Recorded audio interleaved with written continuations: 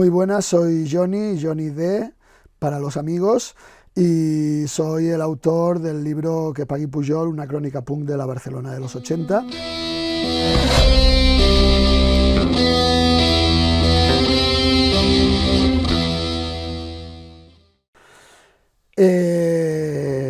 Era un rock un poco más acelerado, y sobre todo lo que unía eran las letras bastante más asalvajadas de lo que estaban acostumbradas las mentes de los ciudadanos españoles en aquella época.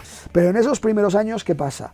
Que Barcelona, quieras o no, hay un ambiente, hay una historia libertaria de autogestión, y los grupos punkis, sin estar metidos en el movimiento libertario, pero eso lo llevan dentro, intrínseco. Entre marzo, que son las elecciones para el referéndum para ver si España entra en la OTAN o no, entre marzo y mayo del 86, casi cada día hay hostias en las Ramblas protagonizadas por punkis con motivo de manifestaciones políticas. Pero bueno, el jaco estaba. Lo que pasa es que el movimiento punk no tenía nada que ver con el jaco.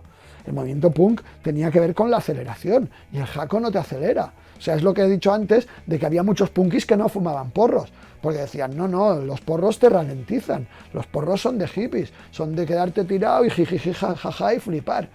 Y yo lo que quiero es meterme una dexidrina y tomarme 2 birras y ponerme como un toro.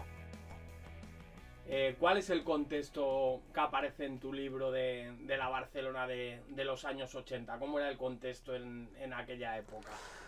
Bueno, pues el contexto era de una ciudad gris, una ciudad apagada, pero al mismo tiempo con sus gentes que daban mucha luz, gentes que salían de una dictadura fascista con ganas de recuperar el tiempo perdido. Obviamente no todos, siempre ha habido gentuza en todos los lados, pero así en nuestro entorno pues era gente con muchas ganas de hacer cosas, de transgredirlo todo, de preguntárselo todo y de encontrar respuestas a casi todo.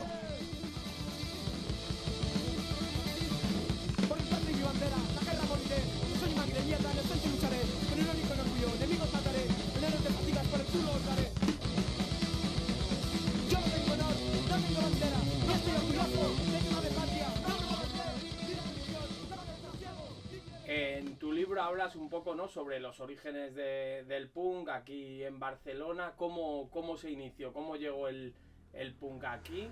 Bueno, el punk llega un poco como llegan todas las modas, dijéramos, o los estilos musicales en aquellos años. O sea, a través de algunos medios de comunicación que pretenden dar la noticia de hemos descubierto esta movida extraña que hay en Londres, a través de las pocas personas que podían viajar en aquella época, porque no era igual de fácil viajar a Londres en aquel momento que ahora, y a través de algunas revistas contraculturales, importantísimo.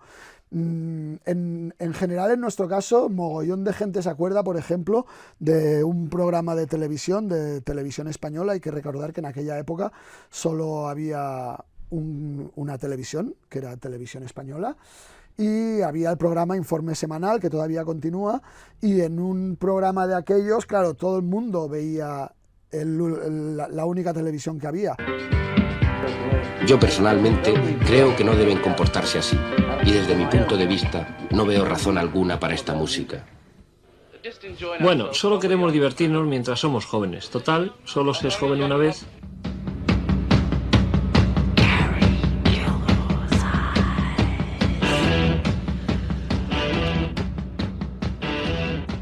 Y de repente apareció un reportaje sobre aquellos tíos y tías raras con pelos de colores, con imperdibles clavados en la mejilla y en la oreja, y que eran con aquella música súper estridente y agresiva, y que eran los punks. Casi todos los primeros punks barceloneses nos acordamos de aquel programa. A partir de ahí, pues a partir de revistas musicales como Vibraciones y revistas contraculturales como Star. ¿Cuál era la composición social del movimiento? En general era gente de clase media, media baja, pero había de todo, había absolutamente de todo. También había algunos punks que provenían de clase alta. Eh, lo que nos unía a todos era las ganas de transgredir, de cambiar las cosas, de vivir otras experiencias, de vivir todas las experiencias posibles, de aprender por nosotros mismos, de no fiarnos de nada de lo que nos estaban explicando. Como decía, salíamos de una dictadura, o sea, es cierto que yo era de los más pequeños, entonces cuando murió Franco yo tenía 7 años, pero claro, habían colegas que cuando murió Franco tenían 14, 15, 16 o 17 años. La educación era terrible, era a hostia limpia. Entonces yo no llegué a cantar el Cara al Sol ni a ponerme de pie antes de empezar las clases con el himno de España, pero muchos de mis compañeros punkis un poco más mayores que yo sí que tuvieron que sufrir eso. Entonces lo que nos unía era las ganas de reventar y de reventarnos. ¿Qué ideas había? ¿Cómo se forman los primeros grupos y cuál era la filosofía inicial? ¿Y por qué zona se movía o cómo se empieza a estructurar? O sea, aquí lo primero que aparece es el prepunk, lo que hoy en día se llama protopunk. No sé en qué momento cambió el nombre, nosotros siempre le llamamos prepunk en aquella época, pues que eran la banda trapera, los Peligro, los Marcha, los Mortimer. Era un rock un poco más acelerado y sobre todo lo que unía eran las letras bastante más asalvajadas de lo que estaban acostumbradas las mentes de los ciudadanos españoles en aquella época.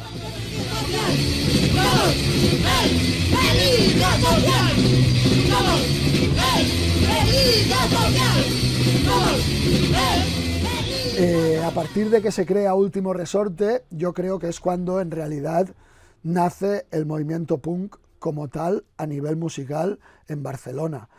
Y a partir del 81 hay una explosión, porque en el 81 pues, se crea l'Odi Social, cuando todavía se llamaban Odio Social, se crea Código Neurótico, se crea Frenopàtic, se crea Cangrena, se crea Attack. Entonces, en general lo que había era un mimetismo con lo que escuchábamos que venía de Estados Unidos y de Inglaterra, pero poco a poco va tomando una forma un poco particular porque por el hecho de que en el Estado español estábamos saliendo de una dictadura. O sea, claro, todos esos grupos ingleses, yanquis, venían de años de democracia capitalista y en cambio aquí estábamos hiper reprimidos. Entonces, las ganas de explotar se notan. Vale, aquí has hablado de dos cosas, ¿no? Que la gente puede relacionar con el punk. Una es pues el consumo de drogas en aquella época y otra cosa es pues la politización que hubo dentro del movimiento. ¿Cómo fue este proceso? ¿Cómo convivieron? Si quieres hablar primero de una cosa y luego de otra. El movimiento punk en principio en Barcelona y en la mayoría de espacios, pero yo de lo que puedo hablar en primera persona es en Barcelona, era autodestructivo. O sea, como he dicho, nosotros teníamos ganas de reventar y de reventarnos. Entonces, en general, no le hacíamos ascos a nada. Yo lo he dicho muchas veces, yo con 14 años podía salir con una cruz gamada en la camiseta y con una A de anarquía en la chupa, por decir algo. Estaba claro que no éramos nazis, pero por ejemplo a ese nivel también hay unas declaraciones míticas de los Frenopàtics del año 81 en el periódico donde dicen que nosotros somos del National Front porque los putos negros no sé qué, no sé cuántos. Y al cabo de un año hay otras declaraciones de los Frenopàtics en Interview donde dicen que nosotros no somos fachas para nada y, ¿sabes? O sea, hay unas ganas de provocar, de soltar la primera burrada que nos pase por la cabeza. Lo que estaba claro es que nosotros como colectivo no éramos fachas. Y a nivel personal, la gran mayoría de nosotros, menos. Entonces, a través de las letras, a través de grupos como los Crash, empezamos a concienciarnos.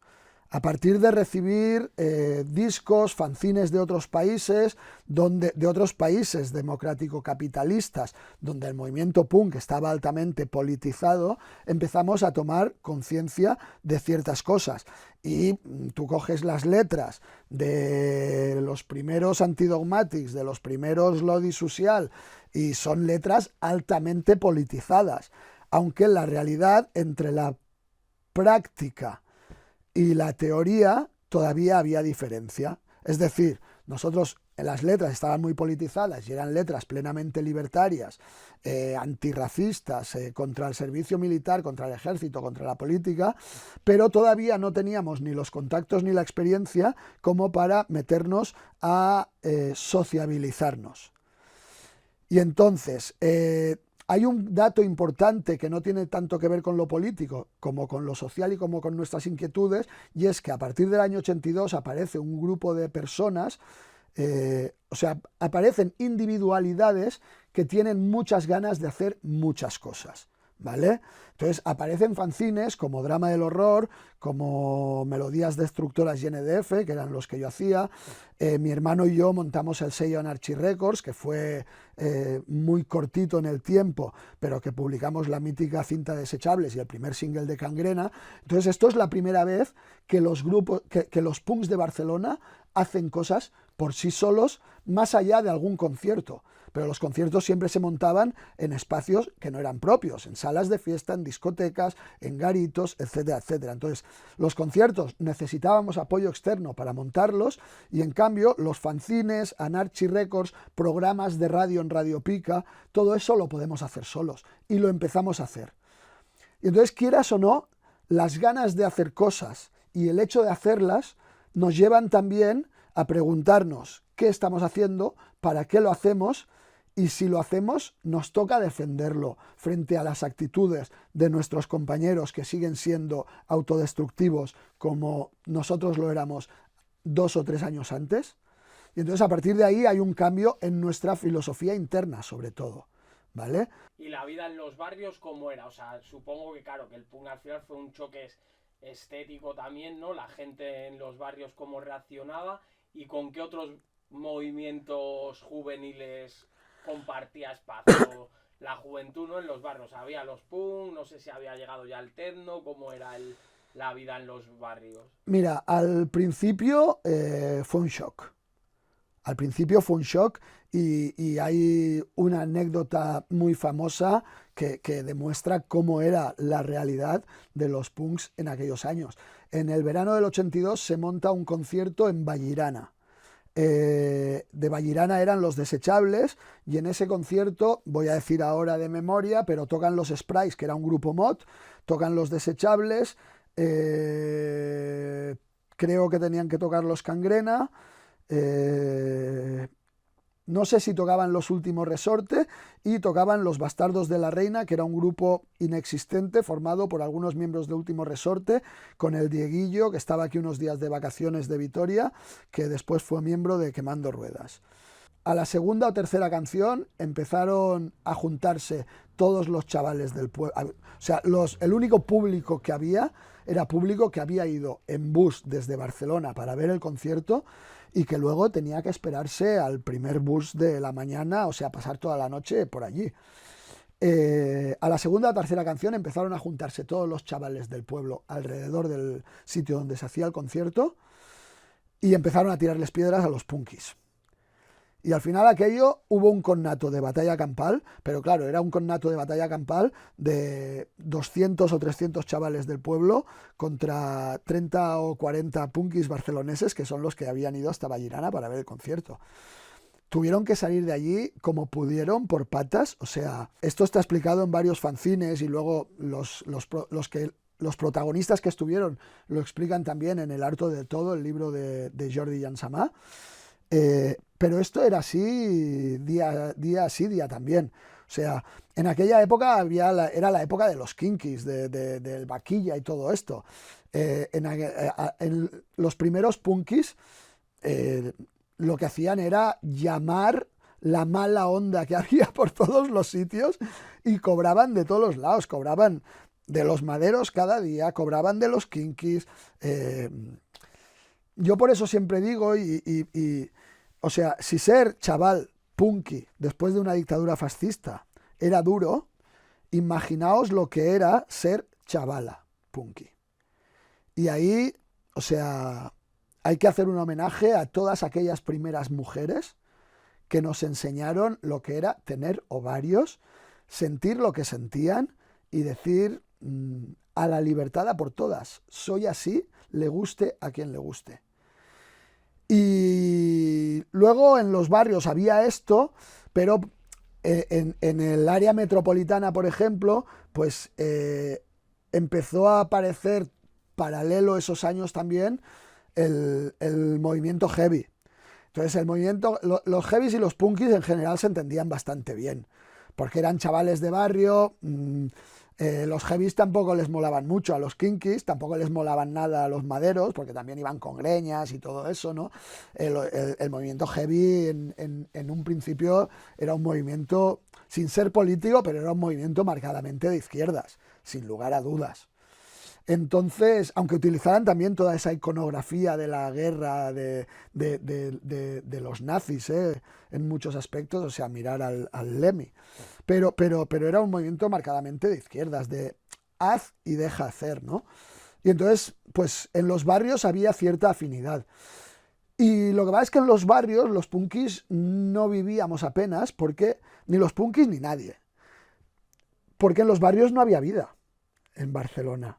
En el área metropolitana no había vida. Los únicos sitios donde había vida para la gente joven en aquella Barcelona gris, apagada y oscura era en el centro, lo que sería Raval Gótico, que en aquella época era chino y gótico, en Gracia y en Nou Barris. Porque Nou Barris era un microclima, era una cosa aparte. Pero en Sants no tenías ni un garito. En el Estado español tenemos el rock radical vasco, la movida madrileña. ¿Había relación con otros sitios? A nivel de Cataluña, fuera de área metropolitana, habían, creo que en principio, solo 3 centros neurálgicos muy curiosos.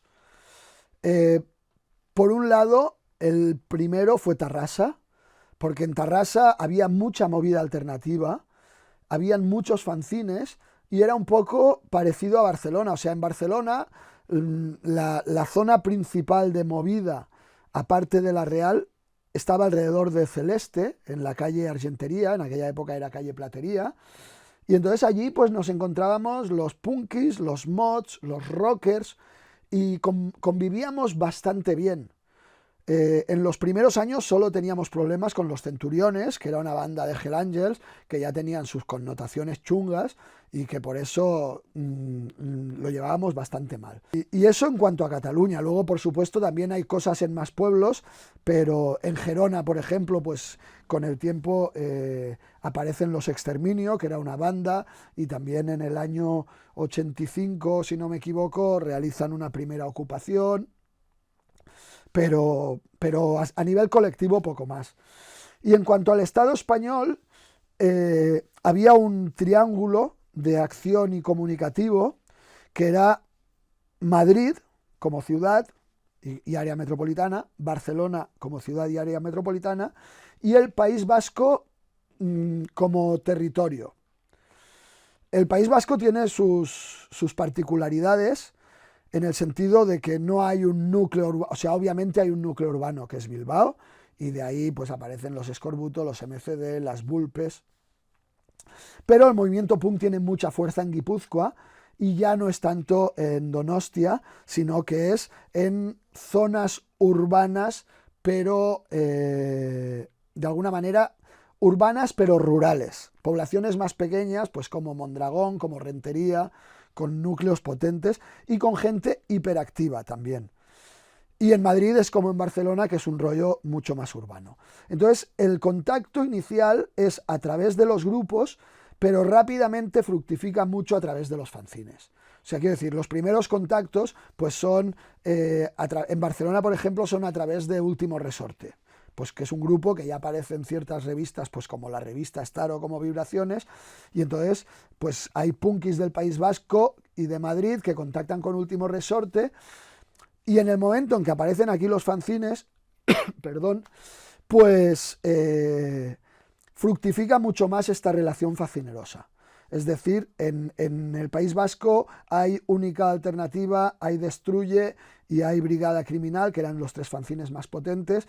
Aquí en Barcelona, a través de Melodías Destructoras y NDF y del Barna Rock, y de Drama del Horror, que son los fanzines más que también perduran más en el tiempo, y en Madrid, a través de Penetración, que es el fanzine más importante de Madrid, pues se crea una comunicación muy potente que hace que los grupos empiecen a moverse entre estas zonas, y que en cuanto empezamos a traer grupos de fuera, empezamos a montar conciertos a nivel de, por lo menos, de País Vasco, Madrid y Barcelona.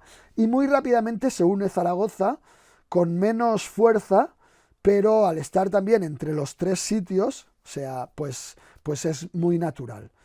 Lo que pasa es que entre los 3 territorios hay diferencias muy bestias en cuanto a cómo se desarrolla el movimiento.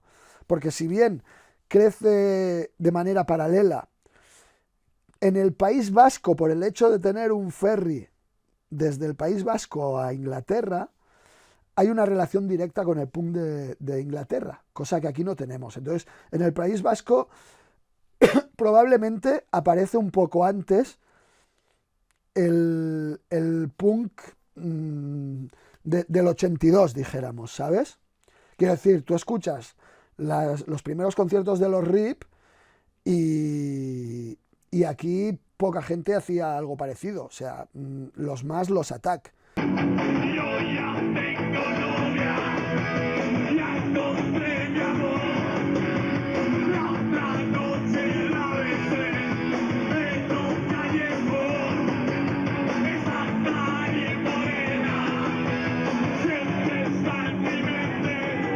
Pero de alguna manera estaban como un poco más avanzados.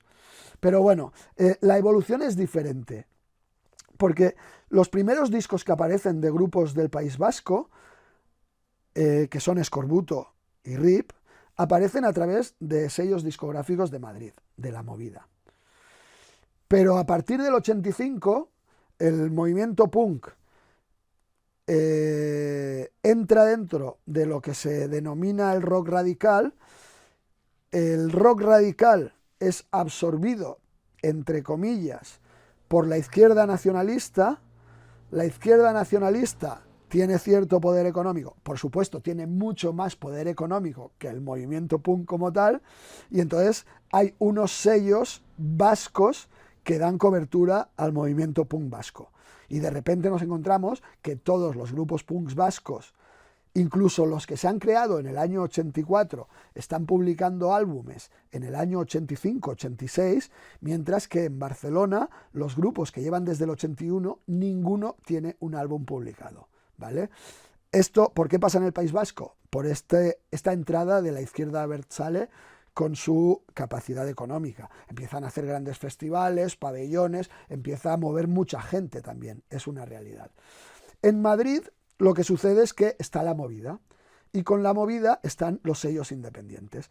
Y entonces, en el año 82, de repente, encontramos discos de PVP, de La UBI, de Larsen, de Toreros After Olé, mogollón de bandas punkis de Madrid empiezan a publicar discos. Y, por lo tanto, se expande lo que están haciendo. Con el tiempo también hay un sector del movimiento punk que se desbanca de esto, o sea, grupos como Delincuencia Sonora, y a partir del 84-85, cuando empiezan las ocupaciones, pues ya aparece una nueva generación de bandas como Tarzán y su puta madre ocupando piso en Alcobendas, Sin Dios, etcétera, que están a nivel político mucho más cercanos a la movida barcelonesa. Pero en esos primeros años, ¿qué pasa? Que Barcelona, quieras o no, hay un ambiente, hay una historia libertaria de autogestión, y los grupos punkis, sin estar metidos en el movimiento libertario, pero eso lo llevan dentro, intrínseco, con ellos mismos. Entonces, ¿por qué Barcelona a partir del año 84 es la capital del cassette autoeditado? Porque los grupos punkis deciden autoeditarse, no necesitan de otras estructuras ni de discográficas. ¿Cómo fue pues el cambio la entrada pues en los espacios de lucha, en las ocupaciones, en la lucha contra la OTAN, la insumisión? A ver, el movimiento punk siempre fue un movimiento antimilitarista y siempre utilizó la A de anarquía como un símbolo casi propio. Entonces, por supuesto, ninguno de nosotros quería ir a hacer la mili. El ejército era un ejército fascista, aunque estuviéramos en supuesta democracia. O sea, entonces, los primeros años la única posibilidad que había de librarse de la mili era una posibilidad individual. Y en general, quien no se podía librar por motivos de salud, es decir, porque tenías dioptrías, porque tenías los pies planos y tal, pues la única posibilidad que había era hacerse el loco. Entonces, tenemos casos muy heavies en el movimiento punk barcelonés de gente que estuvo 4 o 5 días sin dormir, tomando pastis antes de ir al... no me acuerdo cómo se llamaba ahora, bueno, cuando tenías que ir cuando te llamaban a filas, ¿no? Tenías que ir ahí al cuartel del Bruc y allí te entrevistaba un señor militar que decía si eras apto y tenías que ir a la mili o si te librabas por alguna razón. Yo fui y le dije, mire señor, fui con mis gafas con mis botas militares y le dije, mire señor, soy corto de vista. Y me dijo, joder, con lo bien que te quedan esas botas, ¿no te gustaría? Y digo, las llevo porque me da la gana, no porque me obliguéis, hijos de puta. Y me fui. Pues hubo colegas que estuvieron 4 o 5 noches sin dormir, tomando pastis como locos, antes de ir a tener esta entrevista. Y hubo un caso muy bestia, que si no me equivoco fue el del Juanito, bajista de Último Resorte, que por desgracia nos dejó hace un par de años, que él o sea, llegó a ir al cuartel, y en el cuartel es donde puso a hacerse el loco como un loco, nunca mejor dicho. Entonces le decían a formar y él se ponía los cascos con los Sex Pistols a todo trapo, se hacía una cresta, lo metían en el calabozo días y días, pero al final lo consiguió y creo que fue después de un par o 3 de meses muy puteado, pues lo licenciaron, le dijeron estás loco y vete para tu casa. ¿Alguna anécdota de esta época de movilizaciones, manis, de cómo, pues eso, igual interactuaban los punkis con los viejos más militantes o sindicalistas? Bueno, la verdad es que nosotros en principio íbamos a la nuestra hasta el año 86. En el año 86 sí que cambia un poco todo y ya nos establecemos un poco como, vale, nosotros estamos aquí, formamos parte de esto, formamos parte del todo y empezamos a interactuar mucho más con otro tipo de colectivos y de espacios. Pero hasta el año 86 íbamos nosotros a las manis, dábamos la nota, nos lo pasábamos muy bien, nos emborrachábamos en las manis, hay que decirlo. O sea, esa primera cadena humana por la paz fue mítica porque fuimos y de repente aparece un colega que era de un colectivo que se llamaba Nadia. Ellos no eran punkis, ellos venían de cierta militancia libertaria autónoma. Ellos son los primeros que nos convocan para hacernos... Ellos hacían un fanzine que se llamaba Subtítulo y nos convocan a varios punkis para hacernos una entrevista alrededor del movimiento punk y la posibilidad de ocupación. Ellos son los que ponen el germen de la ocupación en el movimiento punk barcelonés. Y eran gente, ya te digo, de nuestra quinta, o sea, un poco mayores que yo, porque yo era de los niñatos, pero venían ya de cierta militancia. Y, por ejemplo, cuando nos citan para esta entrevista, para el fanzine Subtítulo, nos citan en el Chimpom, que era un garito que regentaba una pareja anarquista, anarquistas de vieja militancia, o sea, mayores, sus hijos eran de nuestra generación, y es la primera vez, por ejemplo, que nos citan ahí, y yo es la primera vez que voy al Chimpom, que estaba en la calle Hospital, y era un garito de reconocida militancia anarquista, de los viejos anarquistas que habían vivido la guerra civil. Entonces, a la manifestación esta, a la Cadena Humana por la Paz, aparece el Sebas de Anadia con una bandera negra con una estrella roja en el centro. ¿Sabes? O sea, un símbolo que luego hemos asumido casi todos del movimiento autónomo, ¿no?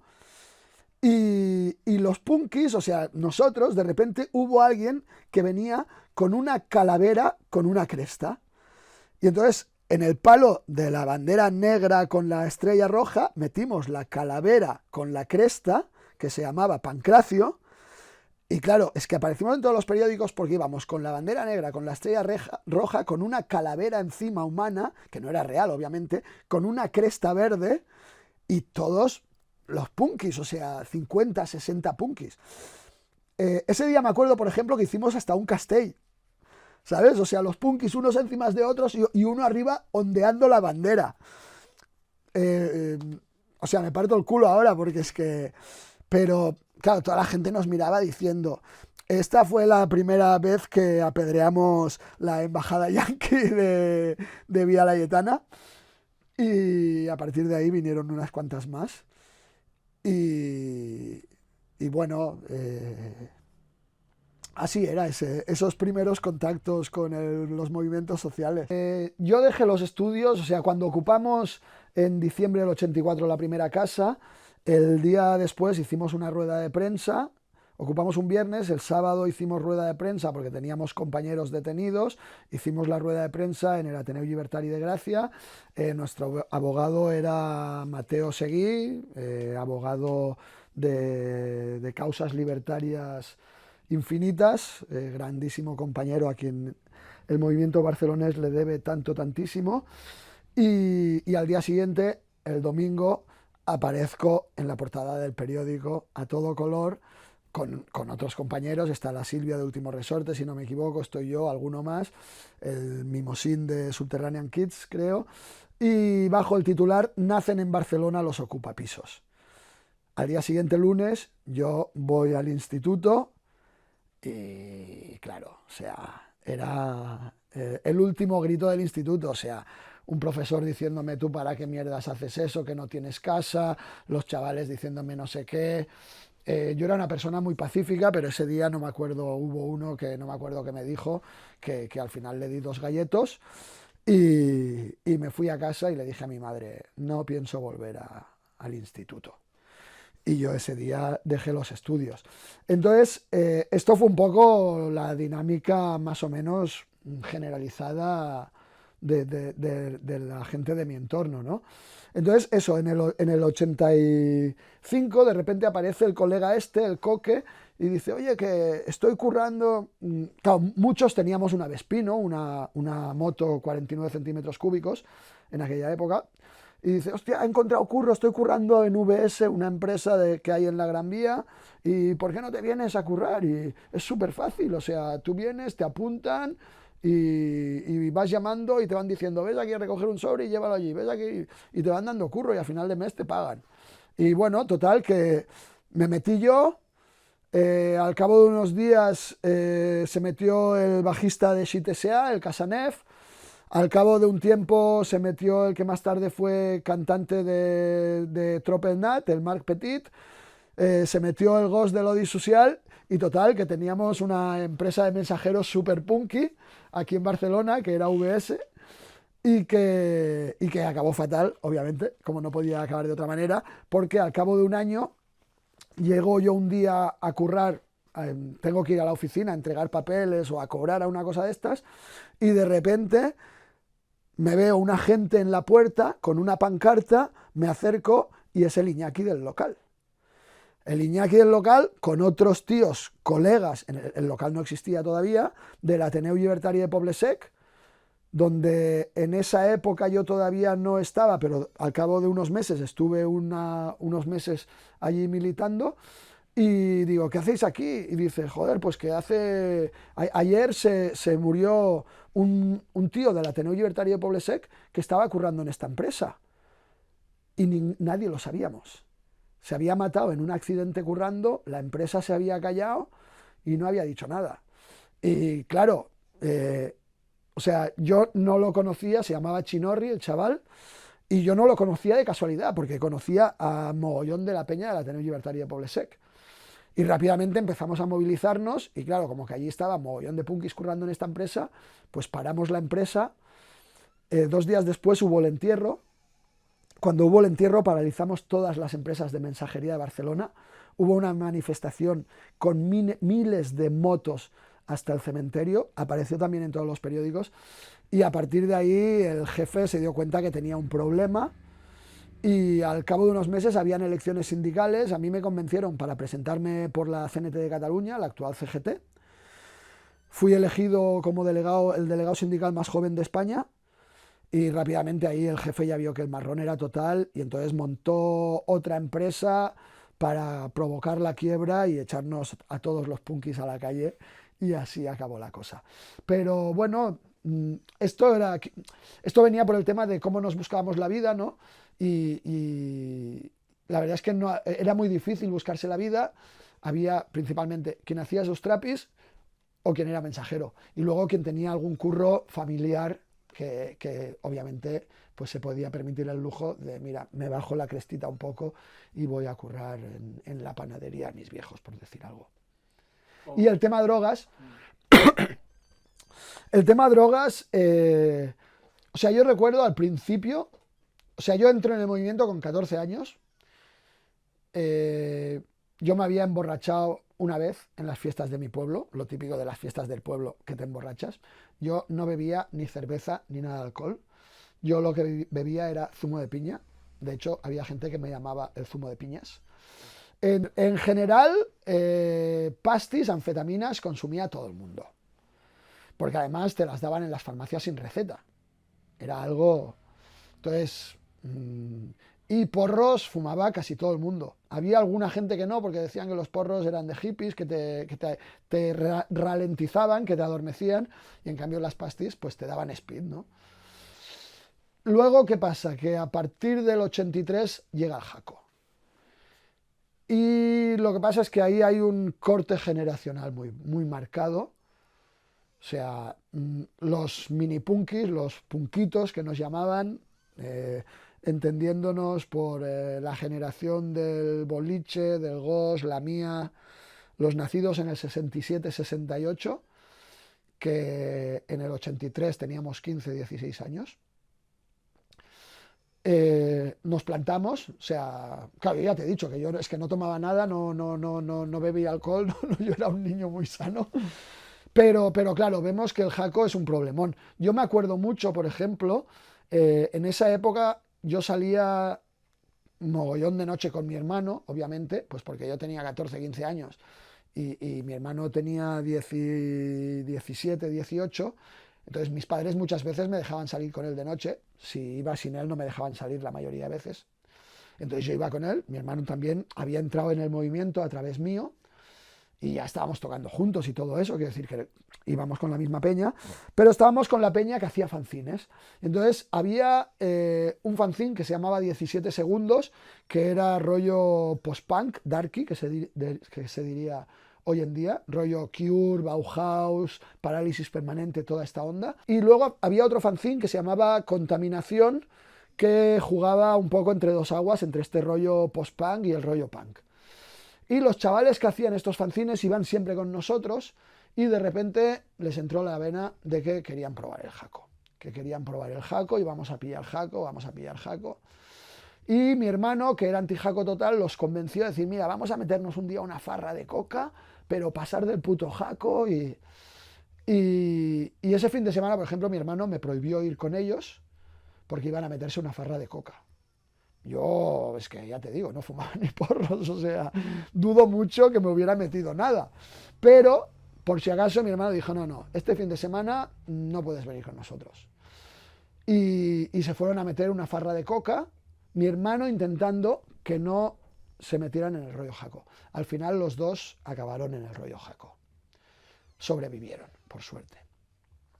Pero bueno, luego, pues Lodi, por ejemplo, hacen la canción Heroína, ¿no? O sea, pero toda gente, casi toda la gente de esa generación mayor, gente incluso que era súper válida militante, el Punky, por ejemplo, que también ya no está entre nosotros, que aparece mucho en el Que Pagui Pujol, que era un tío súper válido, que me enseñó muchísimas cosas, que nos enseñó a todos muchísimas cosas, y que al final se fue de Barcelona porque estaba metido en el Jaco en secreto y nos empezó a hacer pellas a todos sus compañeros. Entonces esa es la realidad. Luego pues aparece el Speed y... Porque ¿cómo era el ambiente? O sea, cuando entró el Jaco bastante... Claro, supongo que el Jaco entró en toda la sociedad, no solo en... No, claro, el Jaco estaba en la sociedad. O sea, el Jaco estaba en la sociedad porque el Jaco había entrado en el año 77 en los barrios para cargarse la militancia en Barcelona, específicamente en el movimiento libertario. Y eso está clarísimo. Entonces, hay el debate de que si nosotros somos conspiranoicos, que la policía no tuvo nada que ver con el Jaco.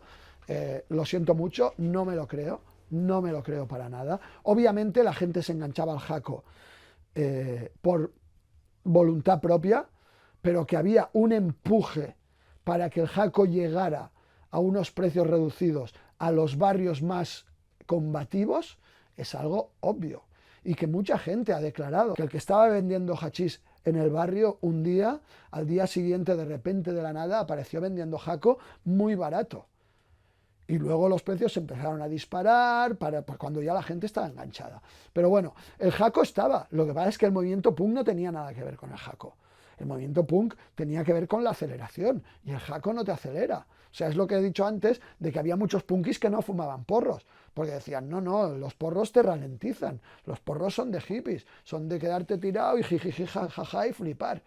Y yo lo que quiero es meterme una dexidrina y... tomarme 2 birras y ponerme como un toro. ¿Qué más pasa en el año 86? Que Barcelona es designada ciudad olímpica. ¿Y qué más pasa en el año 86? Empieza la gentrificación. Esto, que ahora está en boca de todos, se inicia en el año 86. Y los únicos que se oponen en un principio son los punkis. Y después, cuando en octubre Barcelona es designada ciudad olímpica, se une el movimiento libertario y el movimiento de la izquierda independentista. Pero son los únicos que plantan cara a las Olimpiadas y que plantan cara al inicio de gentrificación de Barcelona. Algo que hoy en día está clarísimo en todos los barrios y en la mayoría de las cabezas de los ciudadanos de esta urbe. Entonces, no es casualidad tampoco. No es casualidad que estos tíos de repente pasan a ser neonazis y pasan a intentar matarnos el mismo año que se inicia la gentrificación, que nos echan del casco antiguo. O sea, hasta ese momento el casco antiguo era nuestro. Me refiero que nosotros vivíamos en el casco antiguo porque habían los pisos viejos, grandes, en los que nadie quería vivir porque eran viejos y excesivamente grandes, y que son los pisos viejos y grandes que los punkis alquilamos y en los cuales hacemos nuestras comunas. Es decir, hoy en día es normalísimo que 3 estudiantes alquilen un piso y vivan cada uno en una habitación. En aquel momento no era nada normal, se llamaba comunas, era algo que habían hecho los hippies y que es algo que volvemos a hacer los punkis. La punk house, o sea, hay mogollón de casas en Barcelona de este estilo, en el centro de Barcelona. Pero es que aparte de nosotros vivir en el casco antiguo, teníamos los locales en el casco antiguo. O sea, locales de ensayo, el de Antidogmatics y Lodi Social estaba en la calle de las Moscas. El de Subterranean Kids y GRB estaba en Conde Asalto, lo que hoy en día es Nou de Rambla. Las únicas tiendas alternativas que hubo, Informe, estaban en Torres y Amat y en la calle del Carmen. Los garitos, el Café Voltaire, el Increíble pero Cierto, el Fantástico, todos estaban en el centro. ¿Por qué? Porque los precios estaban tirados, porque los locales eran viejos, etcétera, etcétera. En el año 86 nos echan a todos, de todos los lados. Somos las primeras víctimas de la gentrificación. Entonces, es todo tan repentino.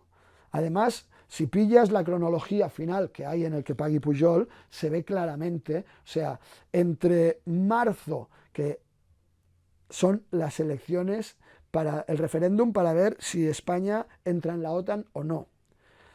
Entre marzo y mayo del 86, casi cada día hay hostias en las Ramblas protagonizadas por punkis con motivo de manifestaciones políticas. El bombardeo de Libia, la contrarrevolución en Nicaragua, el servicio militar obligatorio, los juicios de las primeras ocupaciones de Barcelona. O sea, estamos ocupando el centro de la ciudad a un nivel de confrontación tan alto que desde el 77-78 no se veía.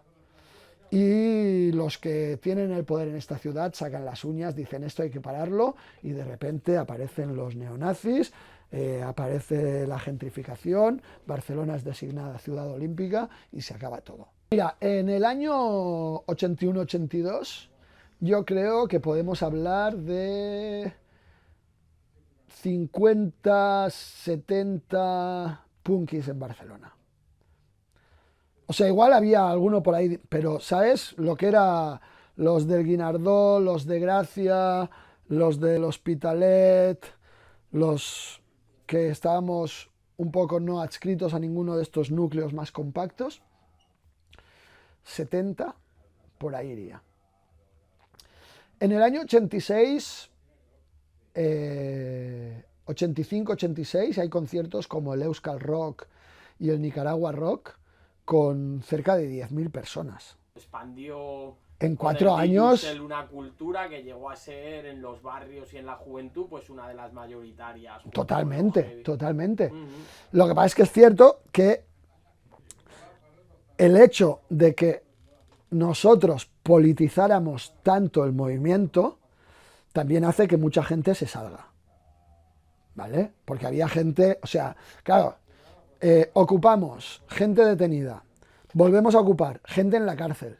Oye, no estábamos preparados para ir a la cárcel por ocupar una casa vacía que nadie utilizaba. Con 17, 18 años teníamos gente en la cárcel. O sea, era duro. Luego los nazis apuñalan al Saina, apuñalan al Checo, apuñalan a la Susana, al Quique le meten con una cadena de moto y le abren la cabeza, que no lo matan de milagro. O sea, tampoco estábamos muy preparados para que nos mataran.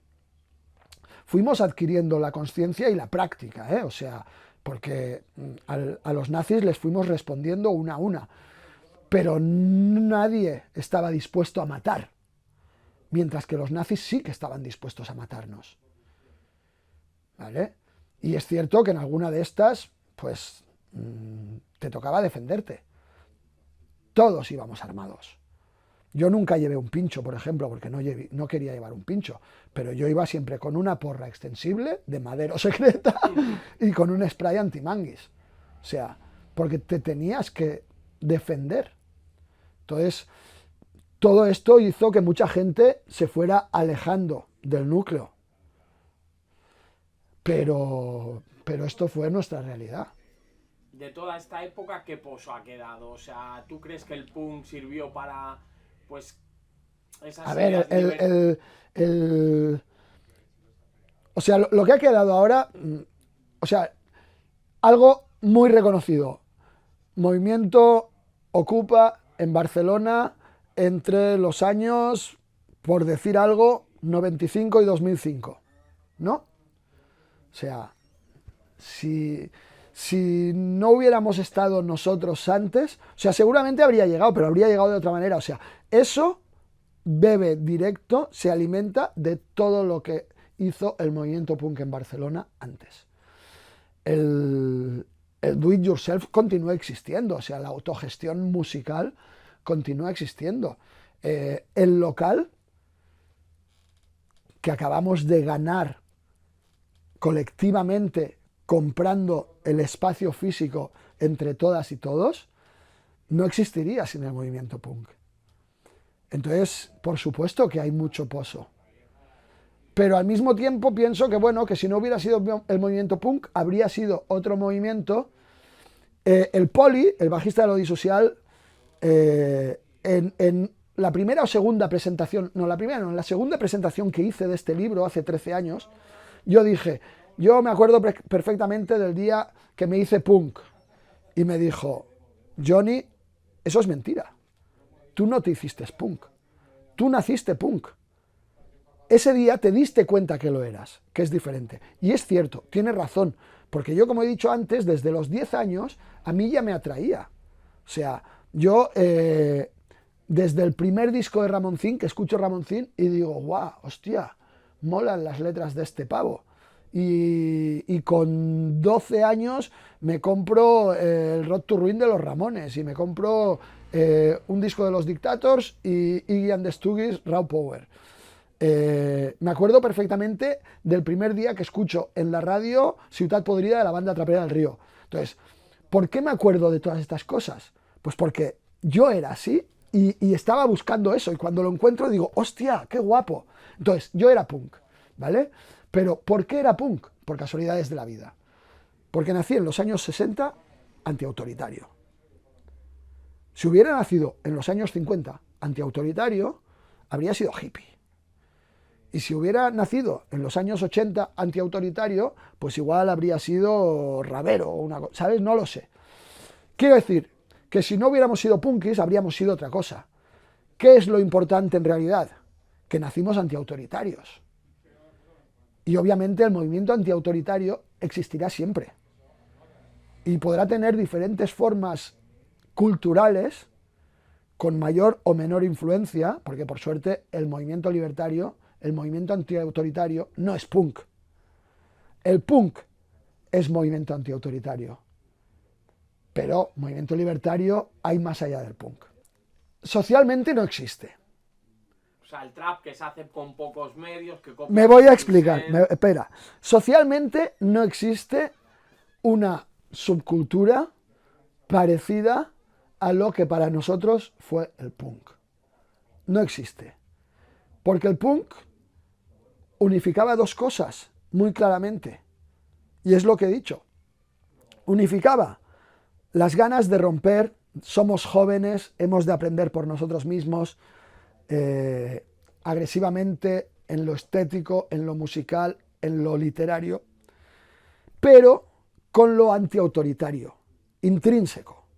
O sea, van de la mano.